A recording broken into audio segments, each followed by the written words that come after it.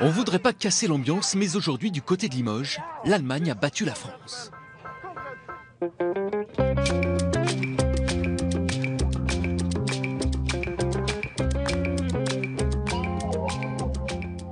Si vous êtes encore les pieds dans l'eau, le vainqueur du jour, c'est lui, Marcel Kittel. Si vous êtes toujours sous le parasol, le maillot jaune, c'est encore lui, Peter Sagan. Aujourd'hui, c'est les grandes vacances. Avant de faire les valises, faites une pause devant le film du Tour. Le bon de sortie est resté planqué dans le car. Elle est loin l'époque où le régional de l'étape s'offrait un moment en solitaire, histoire de saluer les siens. Du haut de ses 36 printemps, Sylvain Chavanel et ses 16 tours au compteur se plient aux nouvelles règles du peloton. Châtellerault attendra. L'année prochaine, peut-être. On va passer chez Sylvain, mais non, il n'a pas le droit. Je pense qu'il a un rôle bien précis pour aider Brian, pour aider surtout ceux qui doivent faire le final. Parce que Sylvain ne fait pas les 10 derniers kilomètres, mais juste avant, il a beaucoup de travail.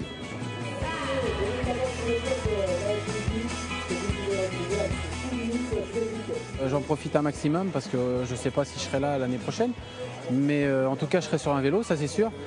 Mais je prendrai une décision, voir si c'est mon dernier tour ou pas. Mais je pense pas. Sylvain Chavanel.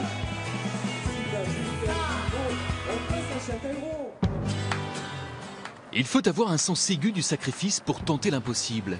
Faire triompher une échappée sur ce tour. C'est comme profiter du soleil cet été. C'est pas gagné. Alexis Goujard emmène avec lui les sacrifiés du jour, Nessen, Irizar et Schillinger.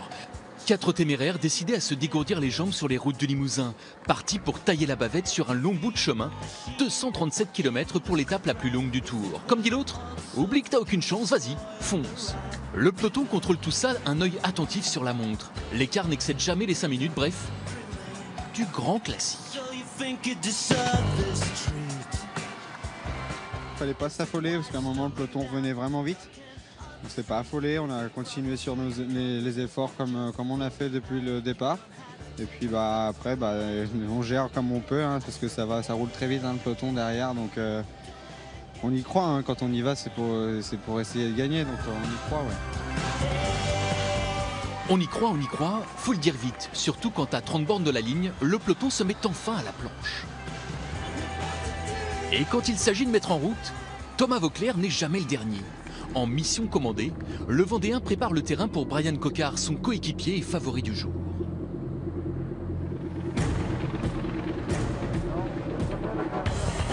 Comme de coutume, les audacieux rendent la main face au gros bras du peloton.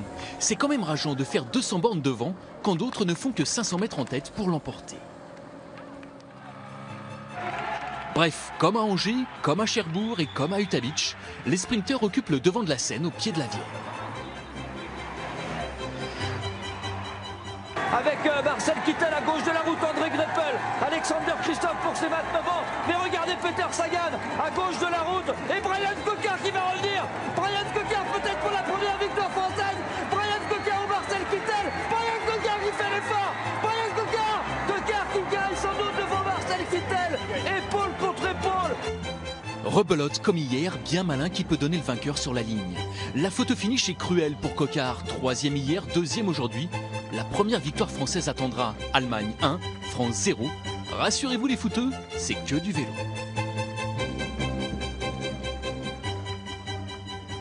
On passait chez Sylvain Chavanel, on passait à Châtellerault, il avait aucune envie d'être devant et ce matin au briefing, les directeurs sportifs ont dit non Sylvain tu vas pas à l'avant, c'est tout pour le coq et je pense qu'il m'en voudra pas, je suis pas passé loin de la victoire mais non certes c'est une grosse déception mais bon vous savez il y a plus de défaites que de victoires dans le vélo.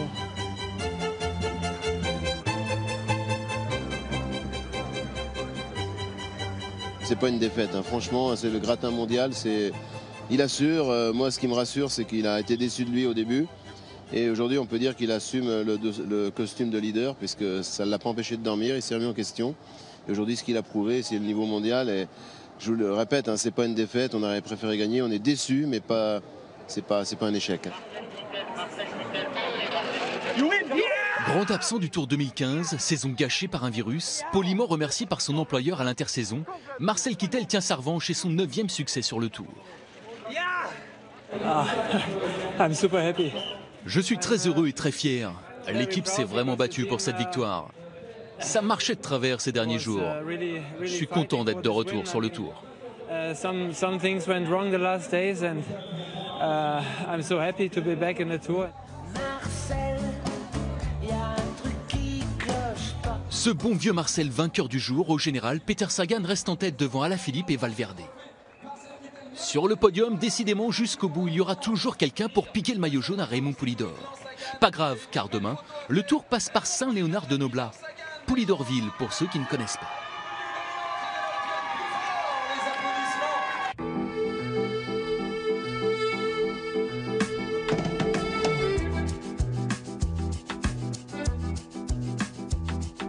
Lors de mes 80 ans, on me fait un grand coucou et un grand honneur surtout en faisant l'étape Limoges-Super-Lurent et l'étape passera à Saint-Léonard-de-Noblat où je suis résident.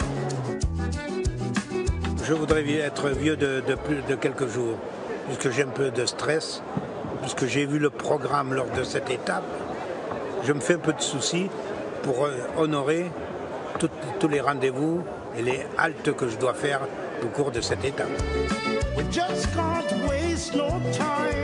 Le cyclisme, et en particulier le Tour de France, je me répète, il m'a apporté beaucoup de choses.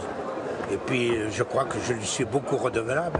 Et pour être à la hauteur, je crois qu'il va falloir que je vive jusqu'à 200 ans.